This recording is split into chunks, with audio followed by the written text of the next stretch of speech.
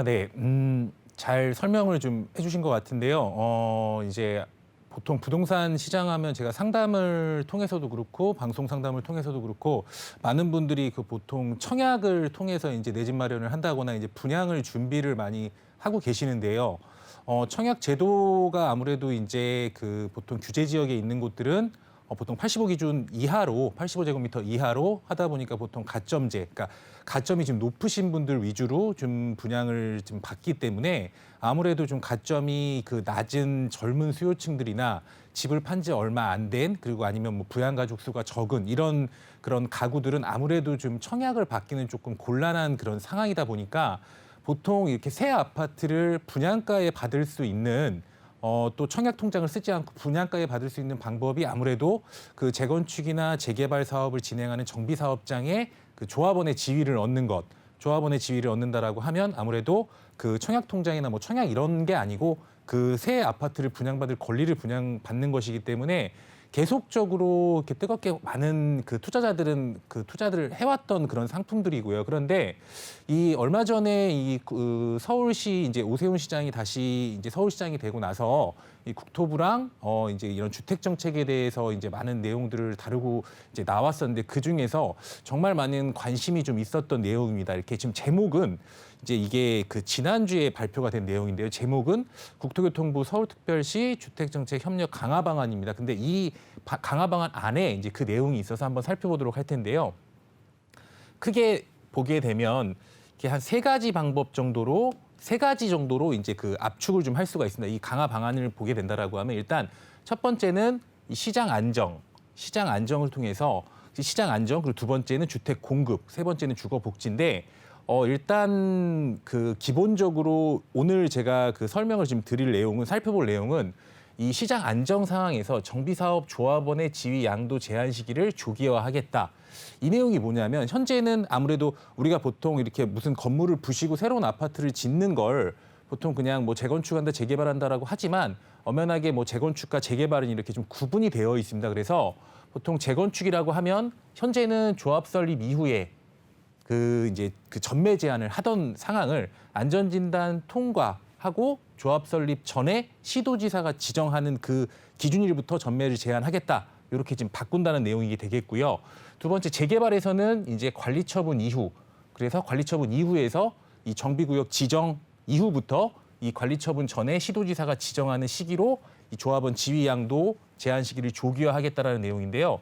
좀 한번 살펴보면 이런 것 같습니다. 첫 번째는 좀 전에 설명드린 것처럼 현행 이제 투기과열 지구 내에서입니다. 투기과열 지구 내에서 이 재건축 같은 경우는 이 조합 설립 인가 이후에 그리고 재개발 같은 경우는 관리처분 인가 이후에 토지 등을 양수한 자는 조합원 지위 취득을 제한한다. 이 내용은 뭐냐면 보통 재건축 같은 경우는 이 조합 설립 인가 이후라든가 재개발 사업은 관리처분 인가 이후라든가 이 토지 등을 양수한 자, 그러니까 토지 등을 양수해야 그 조합원이 되는 거니까 양수한 자는 조합원 지위 취득을 제한한다. 이 소리는 뭐냐면 결국은 아파트를 분양받을 수 없게 하겠다라는 내용입니다. 그렇기 때문에 아무래도 현재도 지금 이제 그 조합원 지위 그 전매가 제한되는 것들은 그 굉장히 이제 투자에서는 조금 아무래도 좀 많은 시간 좀 이 투자 기간이 좀 늘어날 수 있는 이런 상황이 있다 보니까 지금 현재로서도 좀 많은 이런 것들을 좀 그 상황에 맞춰서 이제 투자해 나가는 그런 상황이었고요.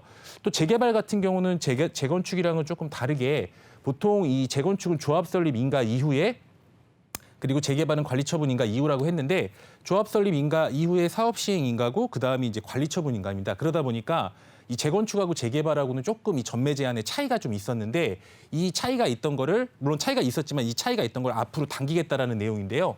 그 내용을 한번 보게 되면 여기서 좀 자세히 설명드릴 수가 있을 것 같습니다. 개선을 하겠다라는 건데 역시나 투기과열지구 내에서 이 재건축은 안전진단 통과 이후로 그리고 재개발은 정비구역 지정 이후로 시도지사가 기준일을 지정하는 단지는 지위 취득을 제한하겠다라는 내용입니다. 그래서 보통 이렇게 재건축이나 재개발 같은 경우는 이렇게 밑에서 보시게 된다라고 하면 큰 틀에서 뭐 재개발이 안전진단이 있는 건 아니겠지만 뭐 안전진단을 통과하고 구역을 지정받고 추진을 설립하고 조합 설립 인가 받고 사업 시행 인가 받고 관리처분 계획 인가를 받으면 이 이후에 이주하고 철거하고 이제 보통 착공에 들어가게 됩니다. 근데 이 재건축은 기존의 재건축 같은 경우는 여기 이제 조합 설립 인가 이후부터는 이제 지위 취득을 제한했었고요.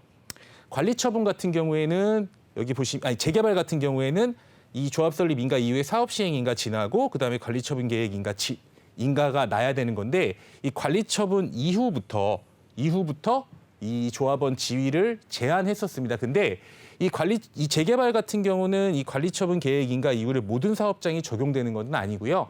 2018년 1월 24일입니다. 1월 24일 이후에 최초로 사업 시행 계획 인가를 신청한 그런 구역 같은 경우에는 관리 처분 계획 인가 이후에는 이 전매가 되지 않는다. 이렇게 사업장으로 보시면 되는데 그렇기 때문에 지금 보통 근데 일반적으로 지금 이제 그 관리 처분 정도의 그런 재개발 사업장 같은 경우들은 기본적으로 2018년 1월 24일 이전에 그 사업 시행 인가를 신청을 한 단지들이 대부분이기 때문에 그런 부분들은 투자하실 때 우리가 상황에 맞춰서 좀 구분을 좀 하셔야 될 것 같고요.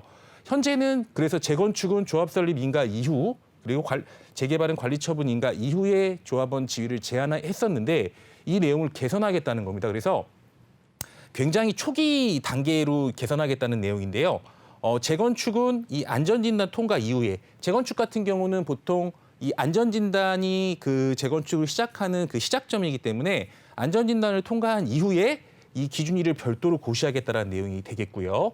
그리고 재건축 같은 경우도 재개발 같은 경우도 조합 설립 인가 이후에 이 기준일을 별도로 고시하겠다는 내용인데 기존 같은 경우는 여기 보시면 이 조합 설립 인가와 그리고 관리처분 계획 인가에서 이제 바뀌게 된다는 소리입니다. 그래서 여기 안전진단과 그리고 여기 이제 조합 설립 인가로 그러니까 굉장히 좀 앞으로 당겨지는 거죠.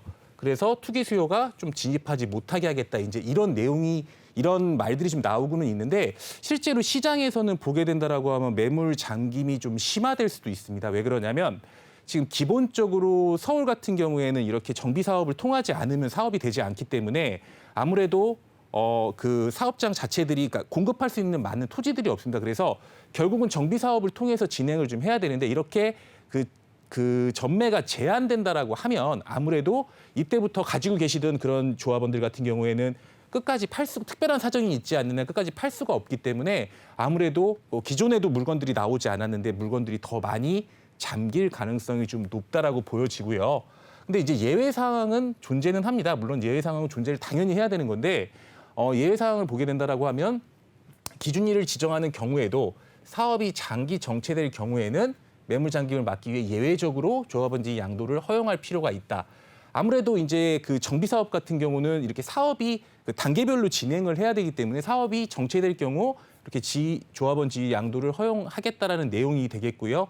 첫 번째는 뭐 안전진단 통과일입니다. 안전진단 통과일부터 2년 이상 정비계획 위반이 없는 경우. 두 번째는 구역 지정일로부터 2년 이상 추진위 설립 신청이 없는 경우. 세 번째는 추진위 설립부터 2년 이상 조합 설립 신청이 없는 경우. 이 소리는 뭐냐면 단계별로 넘어가는데 이 기간을 두고 이 기간 내에 다음 단계로 넘어가지 못하면 사업이 장기 정체될 수가 있기 때문에 이런 상황에서는 예외적으로 조합원 지위 양도를 허용하겠다라는 그런 내용입니다. 그래서 이 내용이 지금 얼마 전에 제가 저번 주에 이제 발표가 된 내용인데 이 내용들을 보니까 굉장히 이것들에 대해서 관심이 좀 많으시더라고요. 아무래도 당연히 이런 정비 사업에서는 이제 그 청약 통장을 쓰지 않고 분양을 받을 수 있는 그런 이제 유일한 방법이었는데 이렇게 아무래도 기준일 자체를 앞으로 당기다 보면은 아무래도 이제 그 거래에 제한이 많이 생기기 때문에 많은 투자자분들이 좀 관심을 좀 가지시는 것 같습니다. 근데 제가 아까 얘기했던 것처럼 이런 그 재개발 같은 것들 그리고 이제 이런 것들은 구역마다 상황이 다르고요.